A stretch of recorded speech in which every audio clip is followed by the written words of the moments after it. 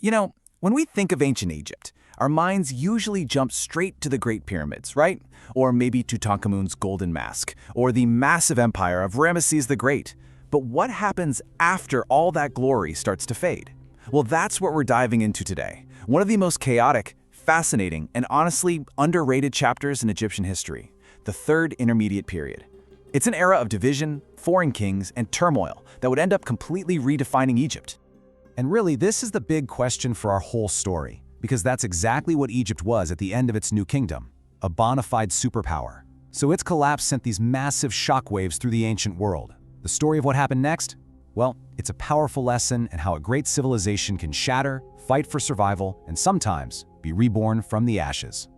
And the difference between the before and after is just stark. I mean, look at this. The New Kingdom was the Golden Age. It was a unified empire, projecting incredible power all across the Near East. But the Third Intermediate Period that followed, it was the polar opposite. The central government just completely shattered, the throne was being claimed by outsiders, and for 400 years, the very idea of a single, unified Egypt was always under threat. So, how did this all go down? We're going to trace the whole wild story through 6 key phases. We'll start with how the kingdom first split apart, then we'll see the first attempt to stitch it back together by Libyan pharaohs, then we'll watch it all fall apart again into civil war, before this incredible renaissance under Nubian rulers, and just when you think things are getting better, they have to survive a devastating invasion by the Assyrian Empire, and finally we'll see how a new Egypt was forged from all that chaos. All right, so our story kicks off around 1077 BC. The last great pharaoh of the New Kingdom, Ramses XI, dies. And his death, it wasn't just the end of a reign, it was the end of an entire era, and it plunged Egypt headfirst into this new age of really profound division. So this is the period we're talking about, and it lasted for over 400 years. It's really defined by 2 main things: political fragmentation, which just means Egypt wasn't one unified country anymore, and the rise of non-native Egyptians to the throne. You have to remember, this was all happening during the wider Late Bronze Age collapse, which was a time of chaos and upheaval for pretty much the entire ancient world. And this table here, it just perfectly shows that initial split. Egypt basically broke into 2. Up in the north, you had the official pharaohs, starting with a guy named Smendes I. They ruled from a new capital city called Tanis. But down south, the real power was in the hands of the high priests of the god Amun, in the old religious capital of Thebes. They basically ruled Middle and Upper Egypt as their own kingdom. The only thing that stopped an all-out war? The 2 ruling families were related, which kept things civil. For now, anyway. So after decades of this really uneasy division, the first serious attempt to put the country back together came from a pretty unexpected place. It wasn't from the old-school Egyptian elite, but from a family with foreign roots. The man of the hour was Shoshenq I, a name you might actually recognize from the Bible as Shishak.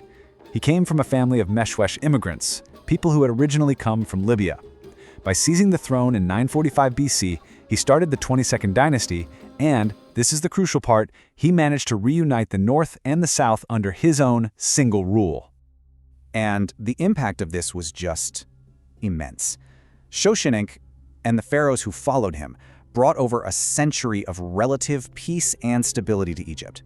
For a little while there, it really seemed like the age of division was finally over. But you knew there was a but coming, right?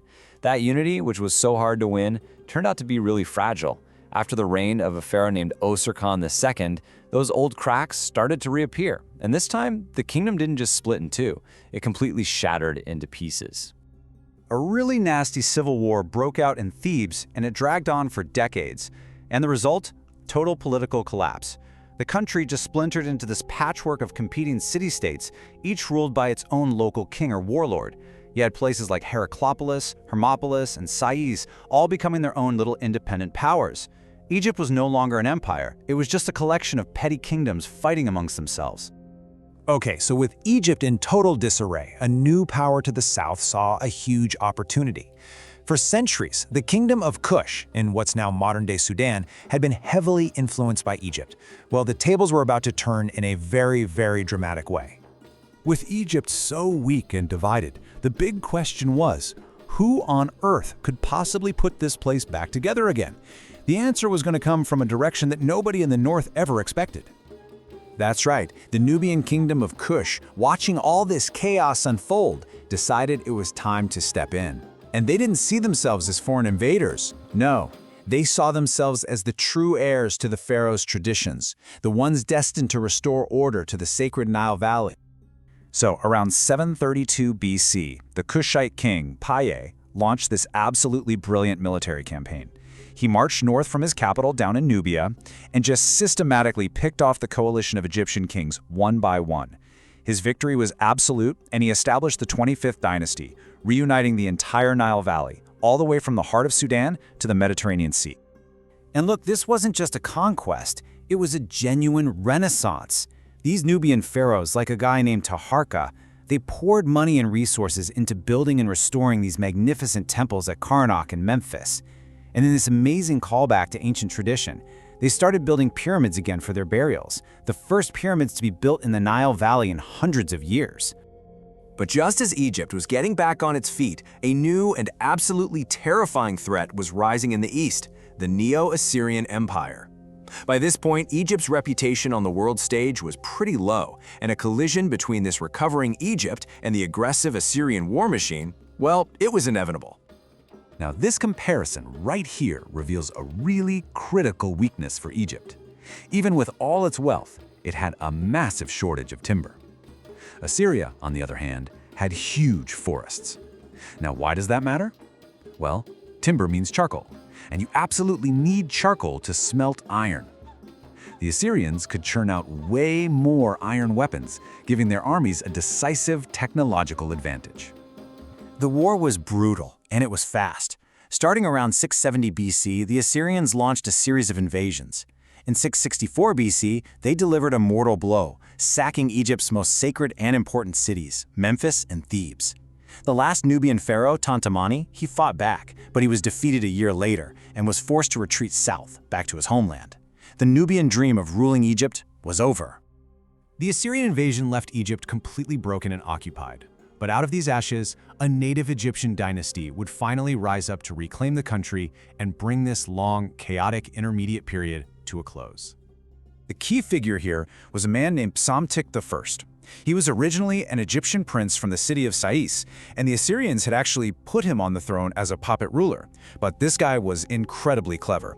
He played his rivals against each other, peacefully gained control of Thebes, and then, when Assyria got distracted by a rebellion somewhere else, he declared his independence and united Egypt under his sole rule once again. And get this, Psamtik I reigned for 54 years. 54! That is a remarkable stretch of stability after centuries of absolute chaos. His long rule marks the definitive end of the Third Intermediate Period and the beginning of what historians call the Late Period, one final era of native Egyptian independence.